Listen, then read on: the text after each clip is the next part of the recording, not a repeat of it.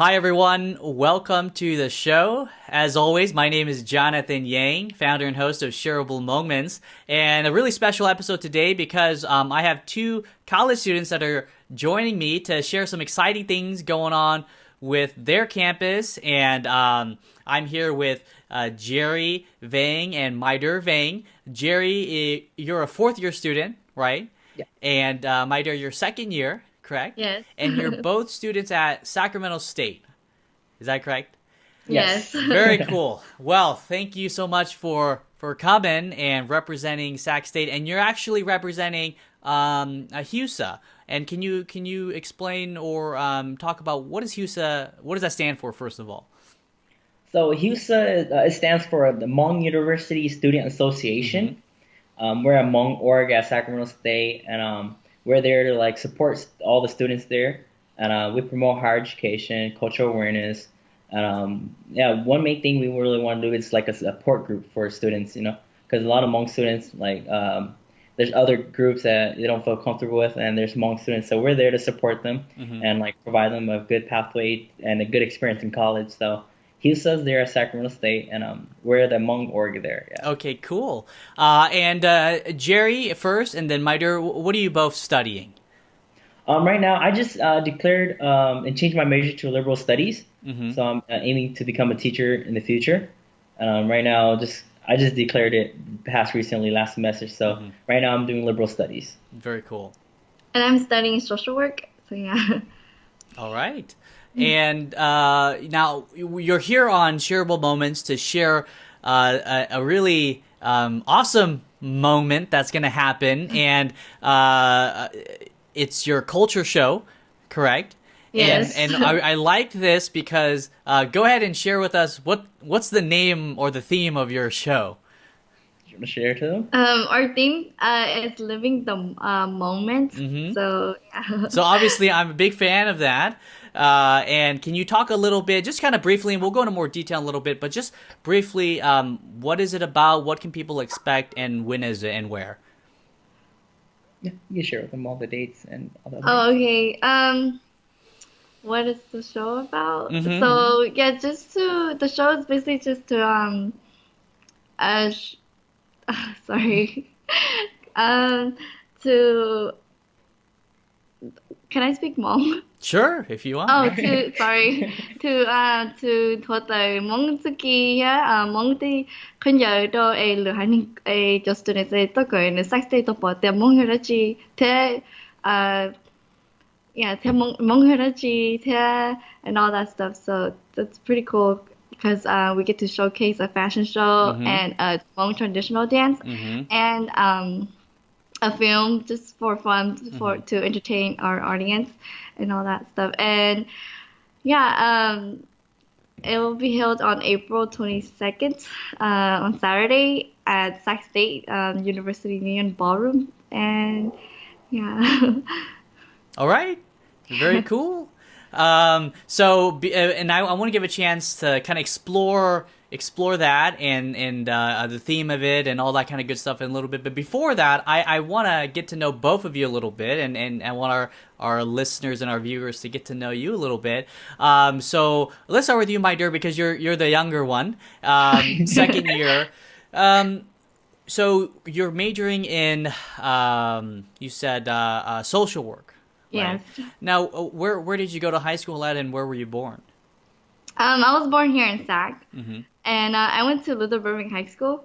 All right. Yeah. Cool. And when you were a senior in high school, well, before you were a senior in high school, when did you know you wanted to go to college? Was it always kind of like something you were gonna do, or did a lot of people support you to do it, or you just, well, I'm just gonna do it because everyone else doing it? Yeah, it was kind of like something that I want to do, and I know that I have to do because Hmong parents. Yeah. So yeah, I'm pretty sure I've been having that mindset of going to college since I was in elementary. So yeah. Now, was Sac State always was it, hey, I'm going to stay near home and go to Sac State, or did you apply to other schools too? I applied to other schools too, but yeah, things didn't work out. So, well, that's okay. That's all right. Okay, how about you, Jerry? Where were you born, and what high school did you go to? So I was born and raised here in Sacramento. Hmm. I attended Florence High, graduated the class of 2013, and yeah, was there at Florence High for all my 4 years in high school. Awesome. And so, same question for you too. When did you know you were going to go to college? Obviously, when you got accepted, but was college always something that was a given for you? Well, at first, I never had the mindset of going to school first. Hmm. I was thinking the military, so I'm Oh, like, okay, okay. yeah, maybe I want to go to the military, and I Hmm. kind of talk with family, friends about military Hmm. experience. Like, okay, how was your military experience? How was it? How did they treated you? Kind of did all that, and I'm like, okay, plan B, I might as well like apply for colleges, and if I do get accepted, then I would go to school. If I don't, then military is the last resort. Hmm. So I applied to I think three colleges. It was Chico, San Diego, and Sac State. Yeah. Chico, San Diego State, Yes. and then Sac State. And did you get into all three, if you don't mind sharing? Yes. Well, not to San Diego, but to Uh-huh. Chico and Sacramento. Okay. Yeah. All right. And And then obviously, you chose Sac. yeah, and then my parents was like, it's closer to home. Just Hmm. stay Sacramento. So I'm Hmm. okay. So then I kind of just went with Sacramento State. All right. Now, I'm kind of curious what's motivating you to kind of study what you're studying now. I'll just ask the question you both can share. So, why are you choosing that major, and what are you thinking about doing after graduation? I just want to share first. Okay, well, um, to be honest, I didn't really know what I wanted to do Hmm. when I was a senior and I was applying for college. Hmm. Yeah, so I don't know. I just kind of had the feeling that like, well, yeah, I wanted to help people and I didn't know like which major that would like fit in, like that I would fit in best. Hmm. So yeah, when I was applying for colleges, I just I declared my major as a social work. So yeah, my first year, I didn't really get to explore my interests as much because I was in this program and then I was required to take all these Hmm. classes. Right, But I right. mean, it was a good thing. It was a good thing for me. Like I benefited from it, but still, I didn't really get to like know what was actually social work until Hmm. like my second year, and I started taking like yeah, a social work course, and so far I'm liking it. But like I don't know, 중국 다시 Hmm. So yeah, I mean I'm still young, so I can Of still get to course. explore. Yeah, Yeah, definitely. I mean, and I think Jerry might have a little different take because it sounded like you switched majors, or you kind of. Well, I'll let Yes. you share. So, yeah, what's your story leading up to liberal arts major?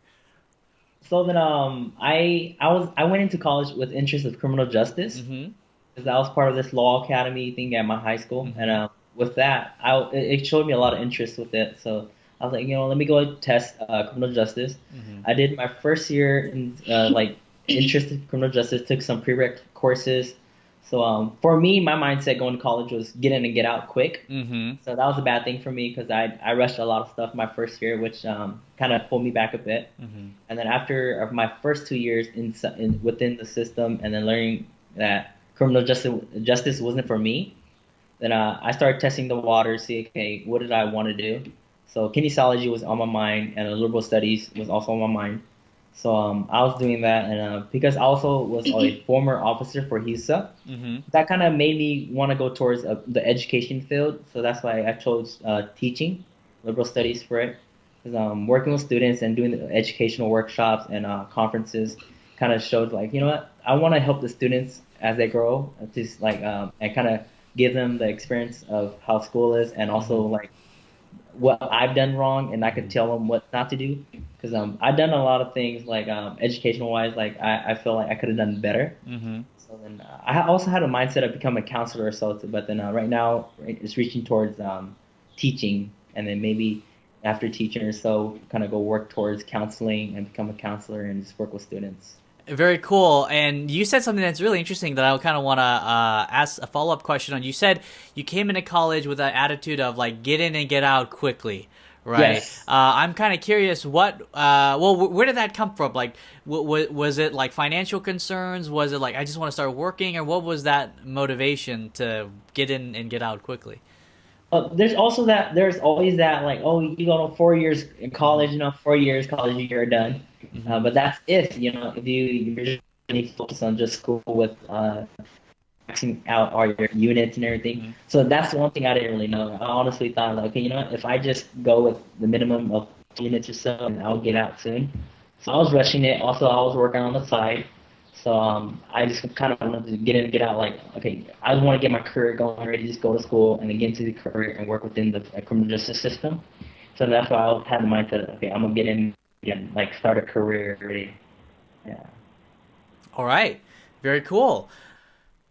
All right, so I want to spend a good chunk of time kind of highlighting and exploring the HUSA culture show themed Living the Moment.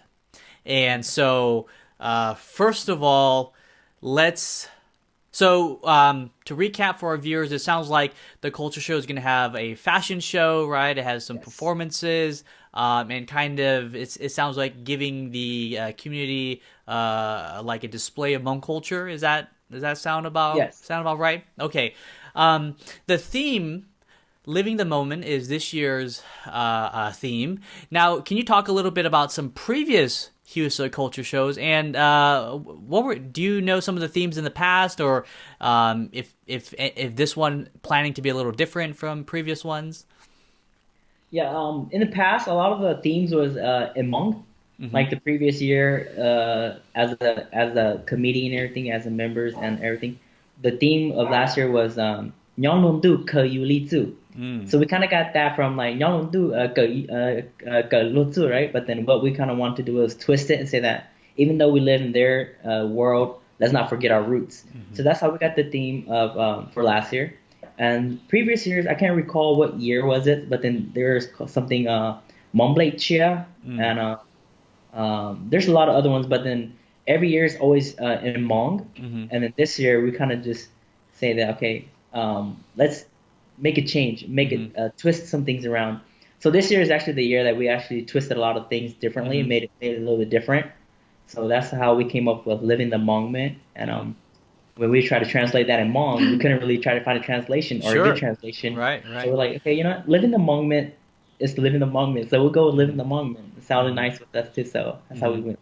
And very cool. So our guests can look forward to some new things compared to past culture shows. And can you talk a little bit about? I mean, living the moment. What is that? What does that mean? And why did you all choose that as the theme? So it was funny how we kind of chose a theme Hmm. because as our team we were saying, what, this year let's not limit ourselves with a theme Hmm. because with a theme we feel a little bit limited with the things we have or we cannot have because everything kind of have to relate to the theme. Hmm. So we're like, yeah, let's not have a theme. But I was sitting in class. Funny how I was sitting in class. Hmm. I was daydreaming in class, Yeah. and somehow Mongment came to my mind, and I'm like, Mongment, oh, Mongment. So I'm like, I wrote Mongment down, live in the Mongment, in the Mongment, or something like that. I wrote it down in my notes, and during one of our meetings, I kind of showed it to my leaders, and everybody's like, wow, everybody's like, that sounds so cool. So let's Hmm. just go with the theme. I'm like, but at first we say they didn't want a theme. And everyone's saying that sounded really nice. If we do want to choose a theme, then let's go with that. Hmm. And well, okay, then living the moment. Do you guys feel that it's living the moment or living in the moment? So we're just having a little discussion about what's the difference between the two. Hmm. So that's how we're saying we don't want them just to experience the culture show itself, but all Hmm. the performers and their personal performance. So we're saying if they're saying living in the moment, it's they're living that particular moment of the culture show itself. Hmm. So we're saying let's not have it focus just on us and focus on all our members and our guests and our special guests and Hmm. all our performers that are coming there. So let's say living the moment because they'll be living every different moment during a performance. Hmm. Because our goal was to have performers from Hmm. different generations or different Hmm. age gaps to perform, and then we'll see the difference between them and say, okay, from your time, like Hmong dancing was like this, and now like Hmong dance is like this, or like music before was like this, and then now music now is like this. So that's what our kind of goal is for living the moment, Hmm. and then also for for the community is they're living the moment as seeing all these like what we're going to be showcasing is a live exhibit. So they're going to be coming in, experiencing the Hmong life when we used to live up in the mountains with using like Zhao Tuotialo, all that stuff. So we're going to be showcasing some of those stuff. So they're actually living the moment too with us there. So that's kind of our goal right now for our theme, and that's how we kind of just went with everything, and then that's how we're organizing our event based off of. Sounds really awesome, and I think you touched on it a few things when you were saying this. But so, when someone comes to the culture show this year, what are you hoping that they leave with? So let's think that this is a college student, right? Let's say it's a Hmong college student who's really not part of HUSA. You know, maybe it's a Sac State student. He comes to the HUSA culture show. What are you hoping that he or she will take away from the culture show? What our goal is for them to take away is that it's that they're not alone. Like for college students at Sac State, they're not alone. There's a lot of Hmong students there because the show itself is organized by the students, and our students are also taking part of the show and participating in the show. And what we want them to take away from that is like, wow, the Hmong culture is still alive, and we're still trying to keep it alive within the Hmong students, and saying that, okay, we're not forgetting our roots. We still have some of the artifacts and stuff that we put together, and then also just saying, just not for just the Hmong students, but for the community, is that okay? We see how they live before and how they experience things, and for students, are like, okay, I had it on the top of my head, I just blanked out just now, like how the Hmong has evolved through time. So educational wise, or like through how they are incorporating more of a modern things into the cultural, like this incorporating new stuff into the Hmong traditions, like within performances, music, or they're all that, a lot of stuff that we have planned. Very cool. Break down what we can expect to see at the culture show. You've kind of touched on a few things like a fashion show and some performers, but I don't know if everything's finalized, or I'm not sure what that looks like, but what can we expect as far as an agenda or performances we can see, or things that we'll experience over there? Do you want to share a bit? Okay. So, does it have in order or? It doesn't have to be in this Oh, order. okay. So yeah, like we mentioned earlier, the fashion show, to Tuần Đời, Mong Tây Khơi Giờ, and the traditional dance from our organization, HUSA, and from other dance groups, because we want to give them the opportunity to come and perform for us and just live the moment at our events. And also not only dancing, but also like something like traditional, like choking or taking, all that stuff, so that like I need to, but they look, that's a cool instrument. I didn't know they have that, and all that stuff. And what? Oh, and the live exhibit, of course, that's like the big thing in our culture show. What is that live exhibit? I know you probably. I didn't mean to interrupt you, but what is? It's okay. What can we expect from the live exhibit? Okay, so we're gonna I think we're gonna have like clothing out for our audience to like look at and see, and we have different tables that we're gonna be putting during our culture show. So each table has like its own how do you say? Category? Category. Sorry, category, and what are history? Yeah, so we're gonna have a table for like history with all the little history of the Hmong people, and another table of with musical instruments, another table for shamanism, like da jing jing jing So we also have some of the stuff like Dualo, everything set out for people to see. So we have a lot of a few tables set out with for people to see, and for the live exhibit, that's where we're gonna be having a hut. So the hut is going to be more like the way we're going to do it is going to be more like the